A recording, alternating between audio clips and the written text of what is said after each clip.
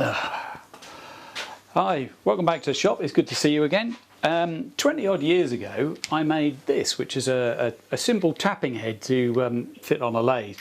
That's an MT3 taper with a parallel section. This tapping, I don't know what you call it, a tapping attachment, let's say, slides on a parallel section. It's got one ball handle, and I needed this in a hurry 20 odd years ago, so I put it together, and yeah, I've been suffering it ever since. So I thought it's time I revisited it. So I made this. This one is a big improvement, an MT3 full-length tang. So this ejects properly. The other one didn't. You had to get pliers on it to get it out. A more sensible size on the parallel section, and the tapping piece on the end has got 3 prongs in it rather than just the one, which makes you get less leverage, but in all honesty you don't need a huge amount. And to be perfectly honest, this is a big improvement. So roll the titles and I'll explain exactly why I did it and how I went about doing it.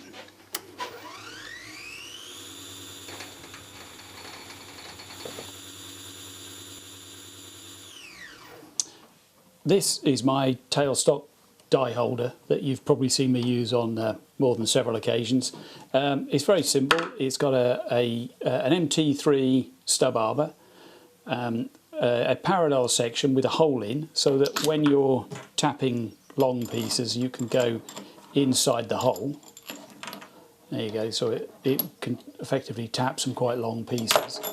Yeah, I need to remake that.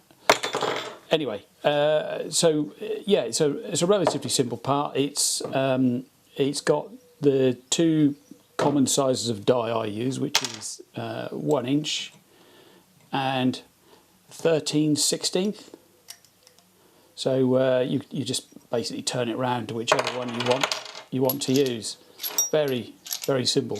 There's some things I don't like about this. I'll go and explain more on the lathe. So over on the lathe tailstock, the 3MT arbor fits in my tailstock nicely, and the tapping head fits on there reasonably well. Here's the first thing I don't like. It's always the handle always falls to the bottom, which is inconvenient and is unbalanced. But more importantly than that, this is the only way I can get it out. It tends to jam in there, so I end up using pliers on it. Normally, with an MT3 tailstock, you have, with any tailstock, you have the length of the taper is long enough so that when you wind the quill all the way in, it pops the tool out. And there's 2 types. You can either have it long enough like this, so that it's long enough to engage with the threaded bar that pushes it out, or they come with a tang. This is a typical for a drill, because some of these sockets actually clamp. Not that they don't clamp, they support each side of the this flat to stop it rotating. So some of these tailstock barrels have a screw either side that goes in to create a vertical space for this tang to sit in, that then stops it from being able to rotate. Anyway, that's an aside really. So what I would like to do is remake this and make it with a long enough MT3 taper to be ejected properly, so I don't have to keep graunching up the cylindrical section. And also, I've been toying with remaking one of these with 3 handles, 120 degrees apart, so that it's always balanced, and also that will be a lot quicker in, let me move the carriage over a bit, that'll be a lot quicker in getting it off the part you've just threaded, because it'll spin, because it'll be balanced. So yeah, that's what I'm going to do. So let me get set up for the first op. Got myself a suitable piece of 1 inch bar to make my MT3 taper from, and as is according to our friend Quinn, the traditional thing to do is to face it off.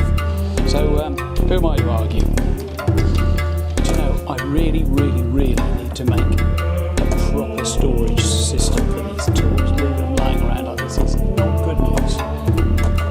That one will do. Right, off we go.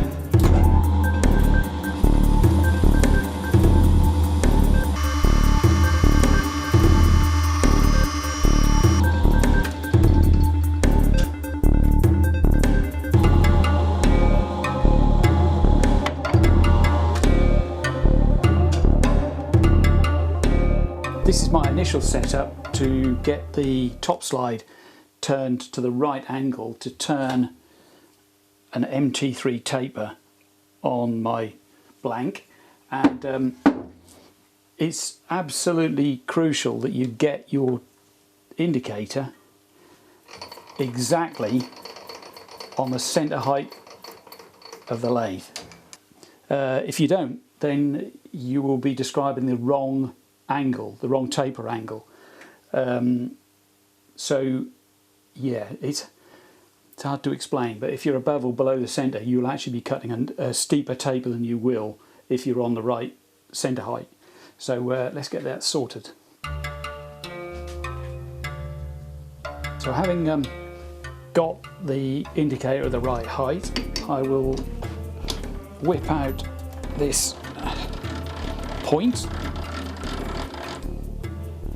and put in this live centre, which just happens to have a parallel portion on the body, so I can hold it hopefully concentrically. Let's see.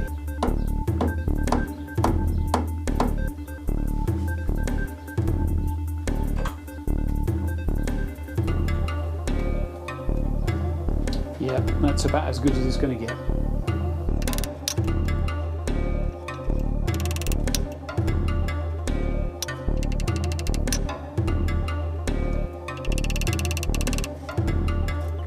This is going to take me a while. Let me do this off camera. After a great deal of messing around, I reckon that's about as close as I can get it. That we will buy. There we go.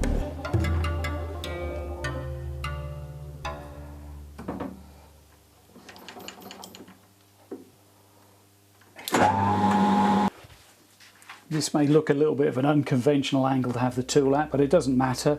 It's purely so that the carriage and cross slide clears the tailstock.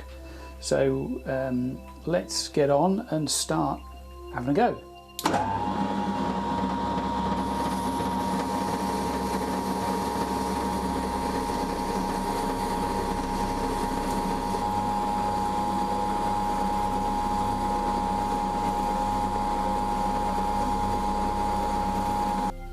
Okay, so what I'm going to do now is just turn a parallel section here. I've changed the tip round, so I've got a fresh one. Put a little parallel section here and then continue to finish this taper hopefully.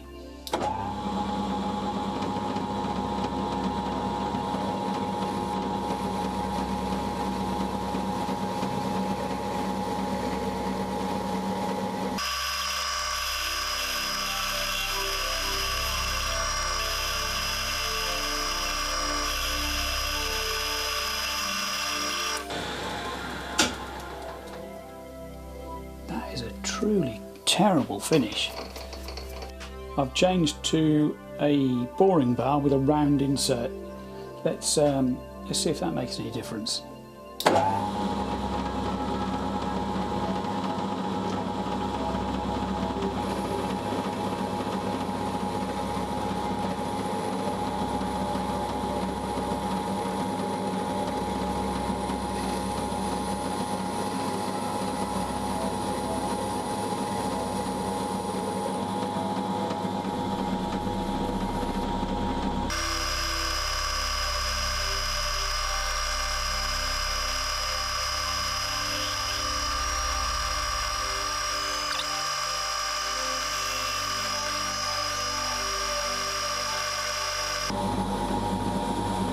looking at that, a couple of passes with this tool should sort out a half decent finish.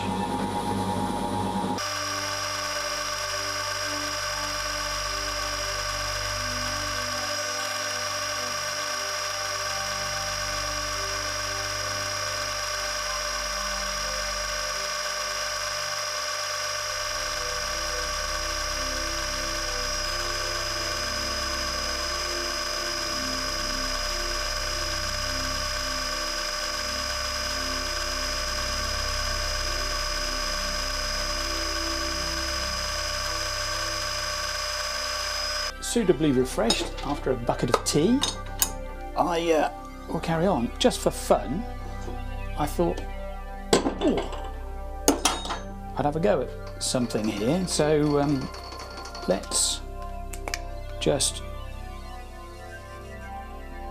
put a line across that. It's about 28 degrees here at the moment, so it won't take long to dry up. Right, here goes. Oh, that's firm. Give it a quick rotey-totey. Alright, only touches on 2 places. Right, I've had a good look in there. There is some proper damage inside that. That really needs to be re-reamed. But let's have another go.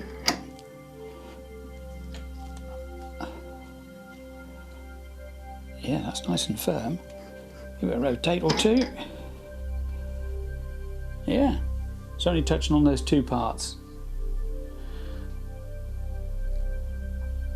There you go, just look at the damage in there.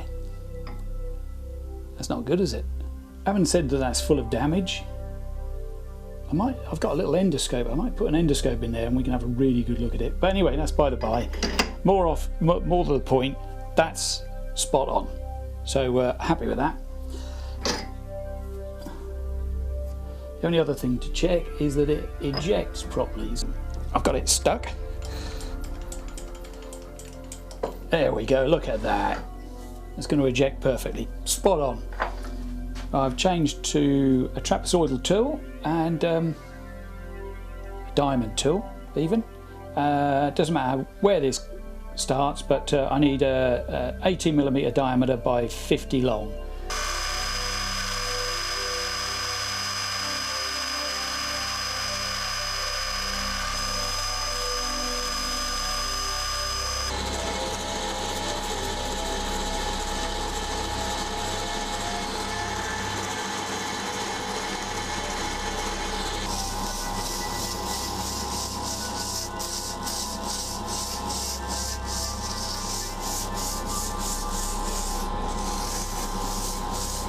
After half an hour with a jolly old sanding paper, I've come up with something it's not great, but it's good enough for what I do.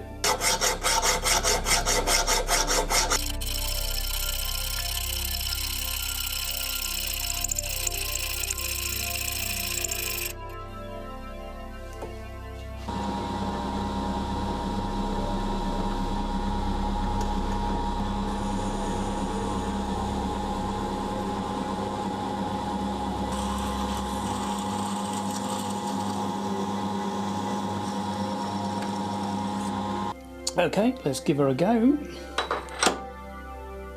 Oh yeah. Oh yeah, that's absolutely fine. And let's check that it ejects. There we go. Spot on. Buy that.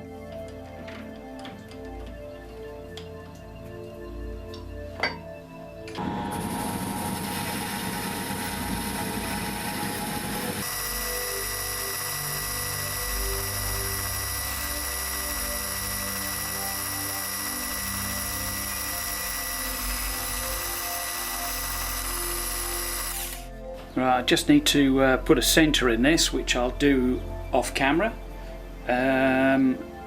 basically because the camera's in the way.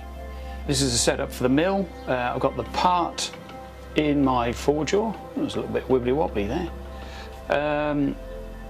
On the rotary table there's the countersink in the end, and I'll put a little bit of oil in that, so let's just snug that up. There we go, and I've got a point in the spindle on the mill, So now what I need to do is bring that point to the very edge of here, then I know, then I'm set for my X direction. So let me get on with that. Okay.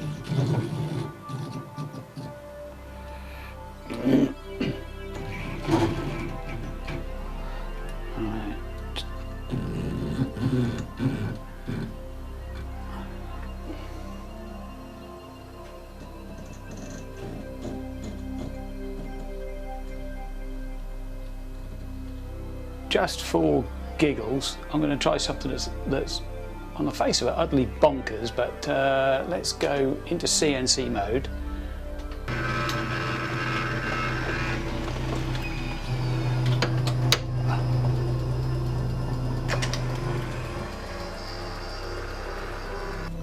I'm going to probe the diameter and set the machine so that it's right on the very edge of the part and on the centre line, because I forgot to do it before I put the part in, and I just thought, well, this is interesting, we'll have a go at this. So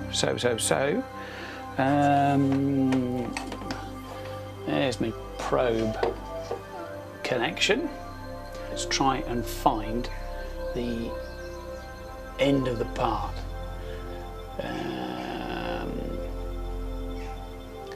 Which is that one.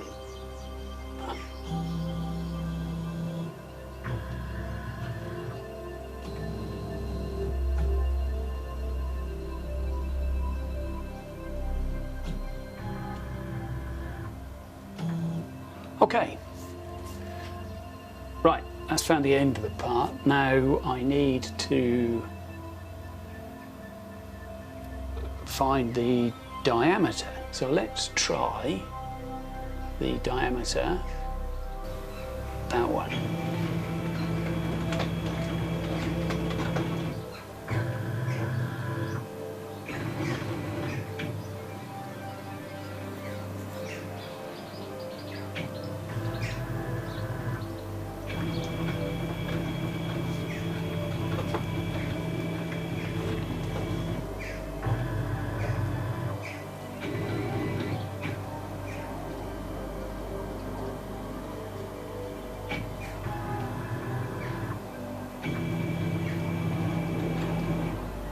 There we go, that's done that for us nicely. Excellent. Right, no idea if this can be seen properly, but there's a display panel on these machines with X, Y and Z, and also in subscript there's the A-axis, and it's in millimeters. Here is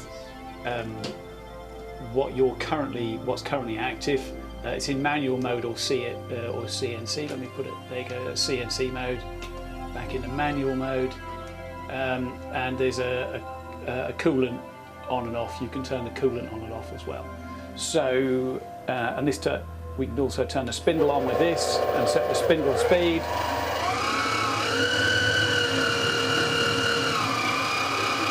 We're going to go there. Right.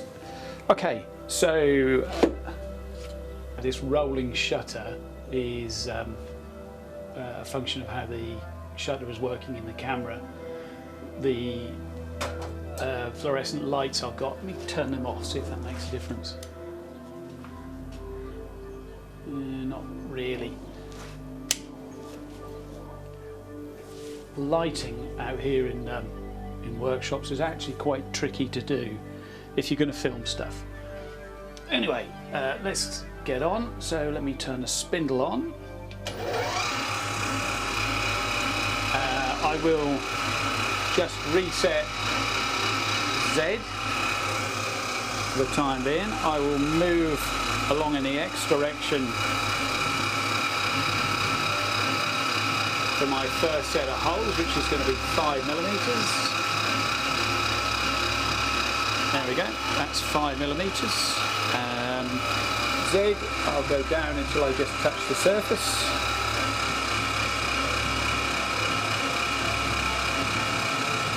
There we go, you can hear that just. So I will reset that. Now I need to just go down very slightly to mark the position of this this hole. So let's go down. Go down all the way to 1 millimetre.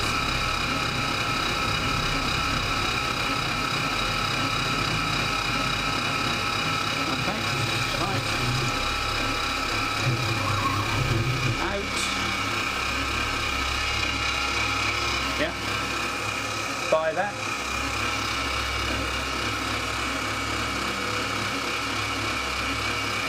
Let's go. Now if I go to the 4th axis and go round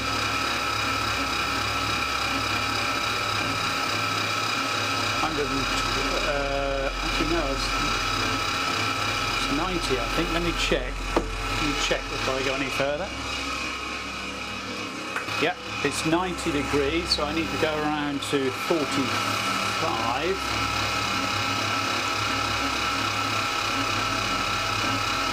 Halfway around for the first hole, there we go, 45, and then we'll go down again to, I'm going to put a drop of oil on that.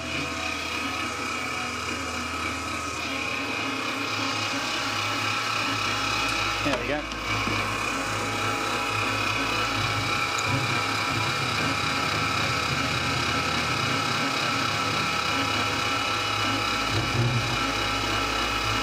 Okay, back to the 4th axis,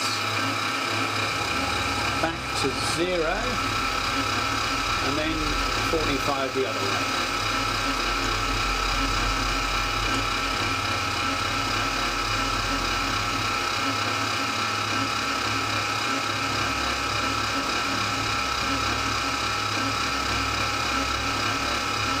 Oh.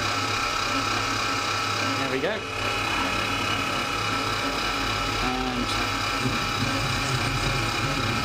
Down again to -1.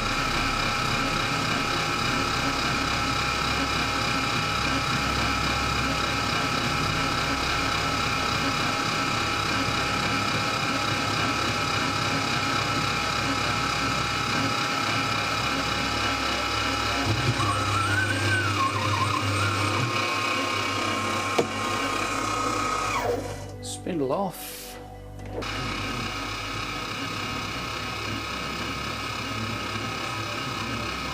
Peck myself down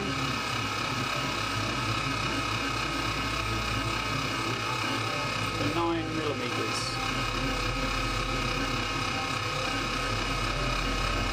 Actually, we'll go down to 10. There we go. Okay, back to the 4th axis. I'm going to go back to 0.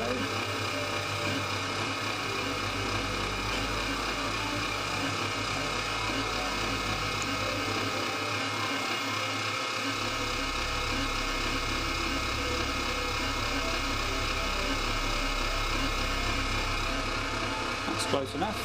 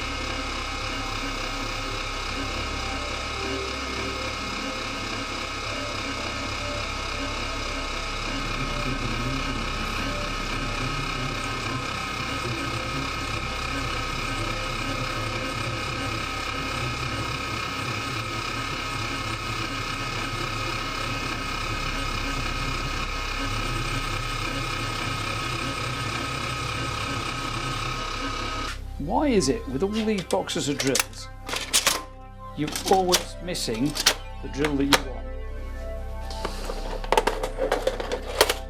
Anyway, moving on.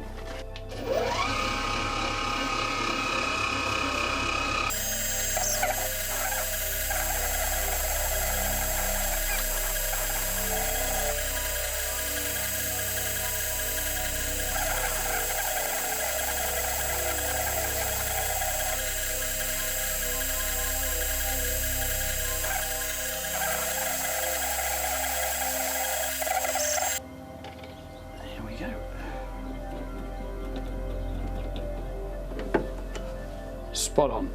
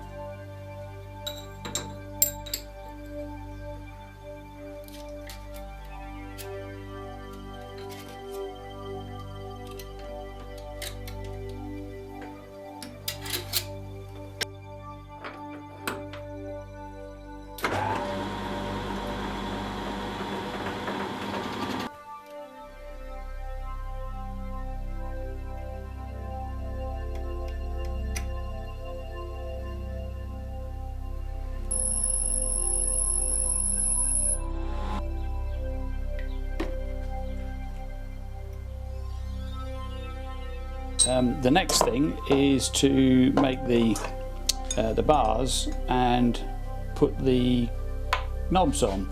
They're M6, these are tapped M8.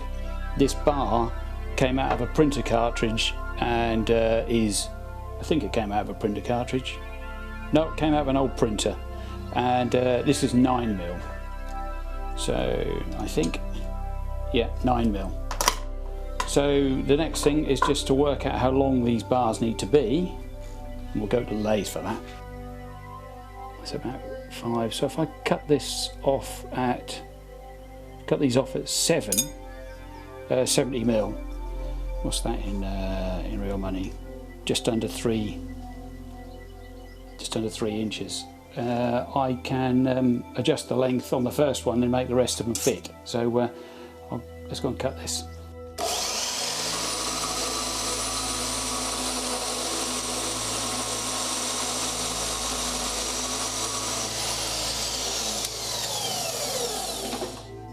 Like a buffoon, I forgot to start the camera for that, but all I've done is gone 8mm this way and made the diameter 8mm and given it a little bit of a lead with that sort of tool.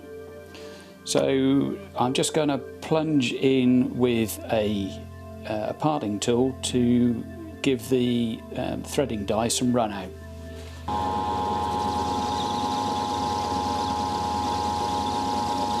Put the M8 die in my old holder and the mandrel in the tailstock, and you can see why it's a bit of a pain. In order to get it to clear the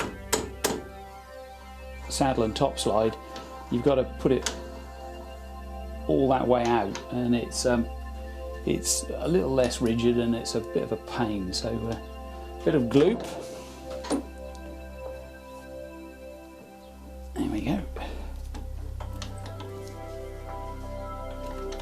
I've made all 3 spokes and put them on. Now I need to know the center, or the distance between the center line of the tailstock and the top of the saddle.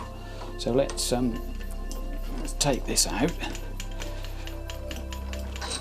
we go. Yeah, once I know the clearance here, then I can work out how long to make those bits. It's where my ruler's the wrong way around. It's basically that's 87 mil. Right, I have blued up all of the prongs, and now 15.7 I need to make that. 15.75, close enough. And leave a little witness mark. Round to the next one. Leave a little witness mark. Here we go. So in theory, if I cut these all off to that length and then put a 10mm thread on, the ball should screw on there and clear the top slide by 3mm. So let me take these out and cut them to length and thread them.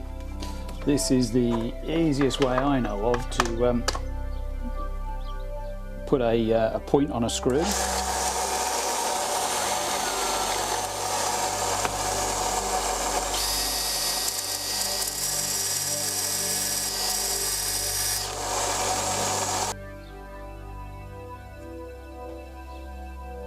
So here are all the bits. 3 levers, three knobs, an MT3 mandrel. I don't know what you call this piece. The tapping head? Not really, but and some screws. So let me just put this all together. Right, I'm having to pick this up because basically my camera crapped out. The card filled. So there we go. It's been assembled, and I've got a piece of 6mm who knows whatium out of the scrap bin, and an M6 die. So let's give this thing a go. So if I put the M6 die in, I think, here we go. Nice and firm. Here we go. We'll show willing, put a drop of splodge on. Right.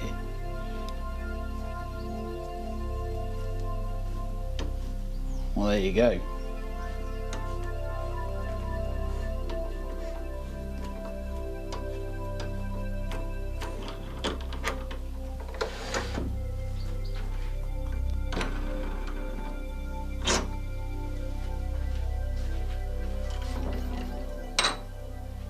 Thanks for watching. Do hit the subscribe button if you like what you've seen, and the notification bell as well. And to be perfectly honest, this is worth doing, and I think the 3-pronged approach is probably better than having one, or I've seen people with one long mandrel, they push backwards and forwards through. That's yeah, it gives you a bit more torque because you've got a longer lever. But do you really need it? I'm not convinced you do. And for the smaller lathes, I mean, maybe for this, you know, putting a big thread on, it would be a sensible thing to do, but I'd single point that anyway. So I think for a smaller lathe, this is a project that's worth doing. And to be perfectly honest, if you didn't film it, you could do it over a weekend. It's a really relatively simple job to do. So yeah, thanks for watching, and we'll see you again on the next one. Take care and look after yourselves. Yeah. Worth the effort.